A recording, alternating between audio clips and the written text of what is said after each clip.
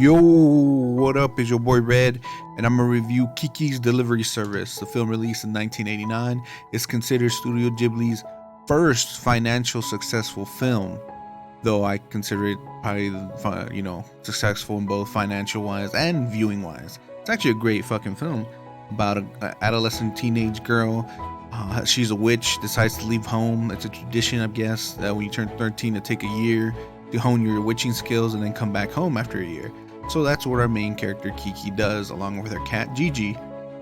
They decide to go around, fly until they find a town that they're suited for them, and they find this one cool looking town that looks like a cross between San Francisco and some European town.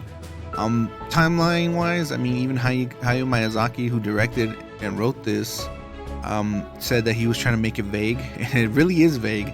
You could kind of tell it's somewhere between 1950 and 1960. He even said it's a world where the war never happened, in case you don't know what war, World War II. Overall though, it's a great adventure of a witch finding her place in the big city, which is something all of us have done at one time or another. I mean, people in the city are keeping to themselves, don't really talk to her, treat her differently, and that's basically what happens to a lot of us. We're all in a little bubble. All of us that live in big cities, LA, New York, Tokyo, we all are in our bubble and don't really talk to people around us, not like you do in small countries like where Kiki's from. So she has to learn to accept that kind of environment, which is a little tough on her. You can tell her struggling, and besides that point of struggling, she has to find a place to live, dealing with boys. Her new job as a delivery service, that's what she's doing. She's not a botanist like her mom or fortune teller like this other witch she ran into. She's a delivery person, kind of like DoorDash or Grubhub is today. Well, she did that, and I think she does better timing by flying. Just saying, right? Other challenges she overcomes, her flying. Even though she's a witch and has been flying for a long time, her flying's not the best, She struggles with that. You can see in the film a lot. Eventually, the loss of some power, with current events that happen to her. I think her magic is tied to her, I wouldn't say emotions, but to her subconsciously attached to her.